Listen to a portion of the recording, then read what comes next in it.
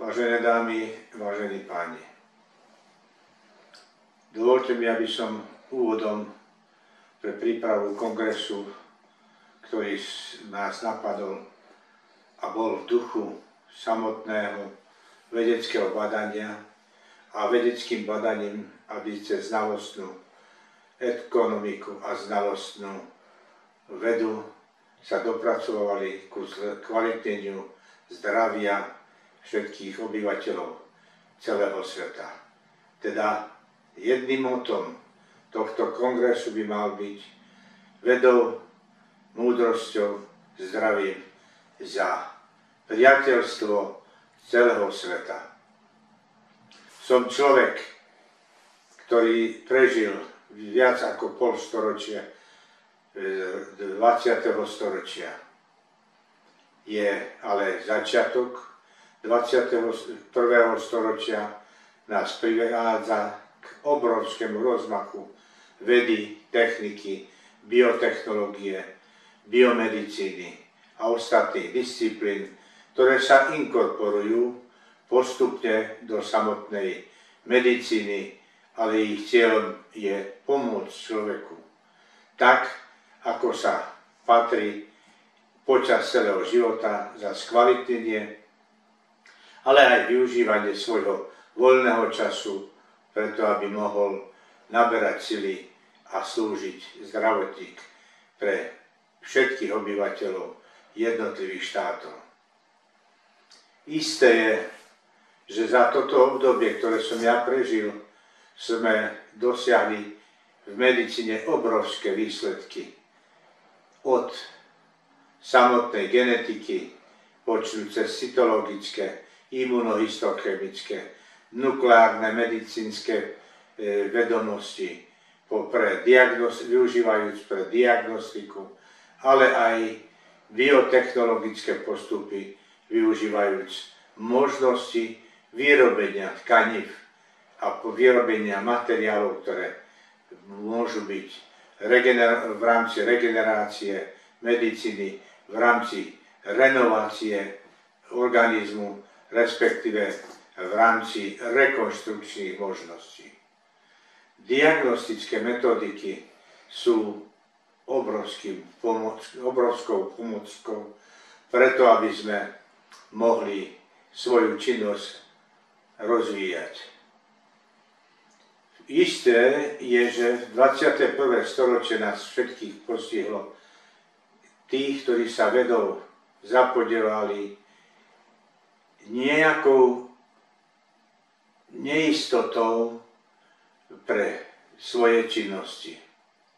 Vznikli mnohé úskalia jednotlivých národov, mnohé úskalia v životných ideáloch, ktoré si ľudstvo do 21. storočia prinášalo ako dar, že budeme kvalitnejšie žiť. My, Európania a jednotlivé štáty, pociťujeme v súčasnosti najväčší problém, ktorý nás postihol, okrem COVID-19, ďalšia útrapa pre ponarušenie priateľstva a spolupráce v rámci vedy. Mňa ako dlhoročného vedátora v rámci mnohých riešených kolektívov a riešiteľských kolektívov a riešených problémov, ktoré boli z európskych, ale aj z regionálnych a štátnych projektov dotované, priviedlo k tomu, že nemôžu byť ani katastrofy, ani katastrofálne procesy, ale ani iné tragické procesy, ktoré postihujú okolité národy. Som človek, ktorý ctí si život, ctí si mier, ctí si každého jednotlivca a túžim žiť v pospolitnej spoločnosti s mnohými národmi celého sveta. Každý národ však musí prispievať k tomu, aby bol pochopený a riešený tak, aby sa vyvíjal i v rámci samotných iných aglomerácií a iných hraníc jednotlivých štátov. Čo mňa priviedlo, aby som bol iniciátorom organizovania a naplnenia vedy bez hraníc, poznatkov bez hraníc, spolupráce s priateľmi, ktorými som počas celej mojej dlhej vedeckej práce spolupracoval.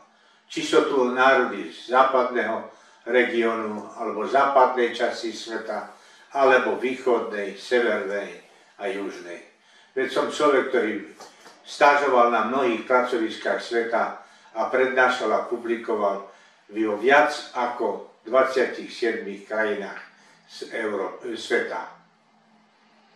Našim vkladom by malo byť, a preto ma to aj priviedlo k podnetu, organizovať prvý kongres slovensko-ukrajinský s medzinárodnou účasťou a vychádzajúc z toho, že je to kongres, ktorý sa by mal uskutočniť na území Slovenskej republiky, avšak mnohé okolnosti nám to nedovolujú, respektíve ani v začiatkoch nedovolili. Preto s priateľnými pracoviskami z Ukrajiny, ale aj s mnohými ďalšími pracoviskami z celého sveta, ktorí sa prihlásili na realizáciu takéhoto kongresu, sme vytvorili podmienky na pôde samotnej Ukrajiny, kde vedci sú do istej miery, ale aj odborníci sú ešte do väčšej miery obmedzení pre spoluprácu a rozvoj medicínskej vedy a skvalitňovania zdravia. Na druhej strane musím povedať, že cieľom takéhoto kongresu je nielen si odovzdávať poznatky, ale aj učiť sa to, čo sme bežne už nezažili takmer 80 rokov, to znamená vojenskej medicíne. Vojenskú medicínu, ktorá je akutná medicína, si nesmierne vážim, ale nesmierne túžim potom, aby sme získali tie najnovšie možnosti, ktoré sa počas konfliktov a počas zranení v medicíne alebo vo vojenskej medicíne uplatňujú pri riešení a zachránení jednotlivcov, respektíve skupiny poranených. Isté ma napadá ešte aj ďalšie. Veď sú to všetky národy mne bratské. Nielenže slovanské, ale všetky sú národy bratské. Vychádzajúc z najhlbšieho poznania a z viery pre dobro človeka a pre dobro našich pacientov a pre dobro celého sveta. Lásku, ktorú som vždy vštepoval do svojich doktorandov, do svojich atestantov, ktorých som vychoval viac ako 70 medzinárodne uznávaných disciplínach. Kongres je pred otvorením. Jeho príprava je na bremenách našich dvoch krajín susediacich, ale ostatných aj duchovne, aj fyzicky, ktorí nám pomáhajú. Troška z vlastnej histórie. Som profesor Jenča, ktorý profesuru získal alebo obhájil na Karlovej univerzite, najprestížnejšej univerzite v Československu, respektíve na rozhraní východu a západu. Profesorom som viac ako 20 rokov.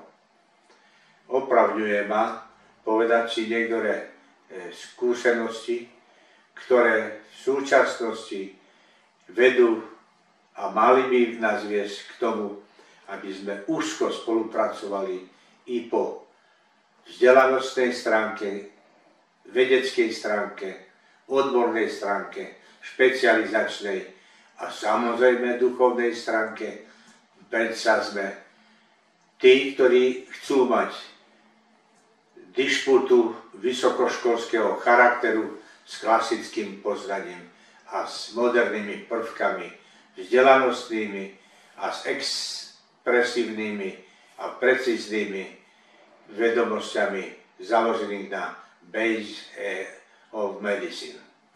Basic of Medicine je medicína založená na dôkazoch, ktorá nie len na bežných, intuitívnych, ale pocitových stránkach bola založená a čiastočne zo skúseností historických, ale dnes máme tú medicínu v takom štádiu, že nám jednoducho pomáha otvoriť precízne diagnostické možnosti. Samotná naša práca v súčasnosti, kde pracujem najintenzívnejšie, je špičkové pracovisko založené na súkromnom ponímaní so vzdelávacou ustanovizňou Univerzitou Pavla Jozefa Šafárika, ktorá podporuje toto súkromné pracovisko vo veľkej miere. Jednak duchovne, ale aj materiálno-technicky. Množstvo pregraduálnych študentov, množstvo postgraduálnych študentov a doktorandov toto pracovisko navštevuje. Len s pochopením, že toto pracovisko je technicky vybavené tak, že všetky endoskopické metodiky, ktoré sú v oblasti hlavy a krku, či sialoskopy, endoskopy, sinusoskopy, laryngoskopy, bronchoskopy a ostatné na tomto pracovisku sa existujú. Takisto iné zobrazovacie metodiky, v diagnostike, vrátane CT vyšetrenia na príslušnom pracovisku.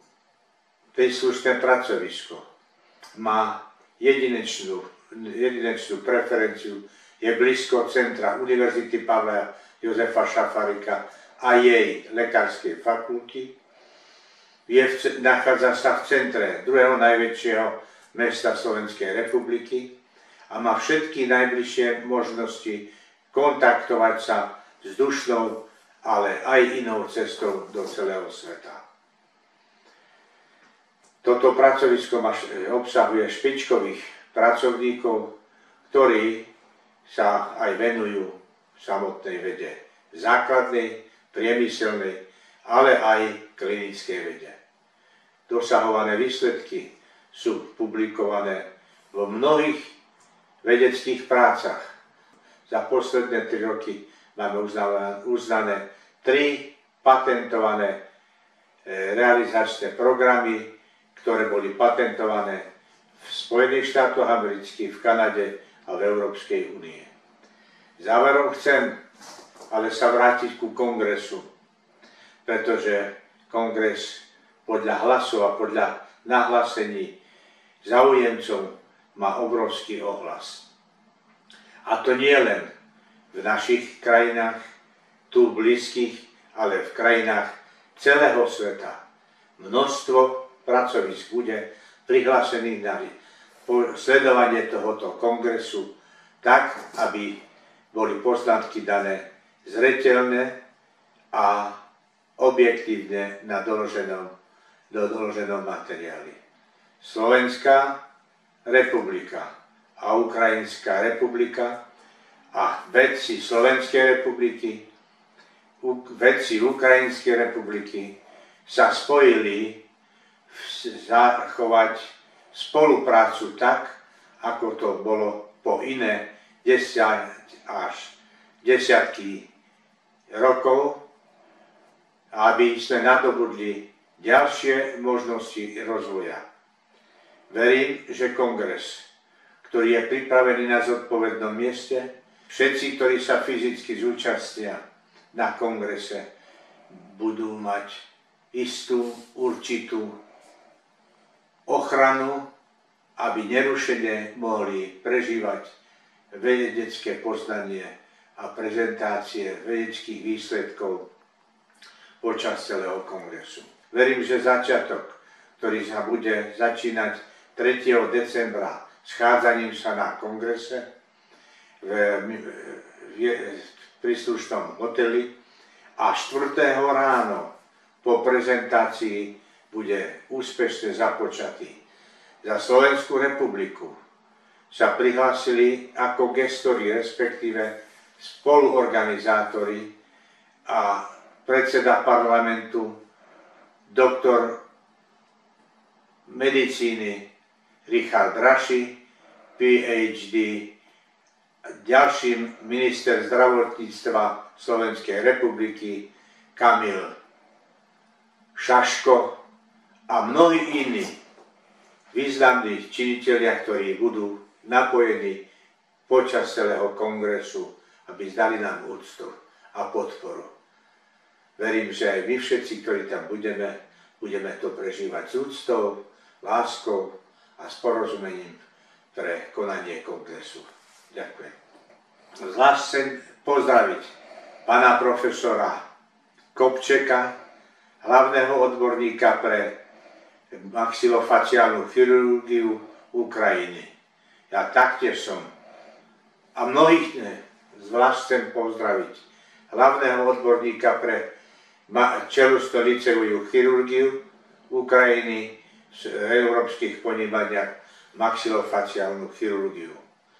A všetkých kolegov, ktorí mňa poznajú, ale ja ktorých mnohých poznám, lebo som stažoval na Kievskej lekárskej fakulte Bogomolca ešte za profesora Bernackého a jeho potomkov, ktorí vedú túto časť a v celej teda Ukrajine, ostatných odborníkov. Ja taktiež som hlavný odborník Slovenskej republiky pre maxilofaciálnu chirurgiu. Verím, že všetci špičkoví odborníci, ktorí sa tam zídu z celého sveta, zvlášť z Ukrajiny a Slovenskej republiky, sa budú srdečne tešiť z našeho prvého kongresu slovensko-ukrajinského, ktorého budúcnosť vidím v ďalšom, ale už na Slovensku realizovanom podujatí. Ďakujem a teším sa na stretnutie s vami.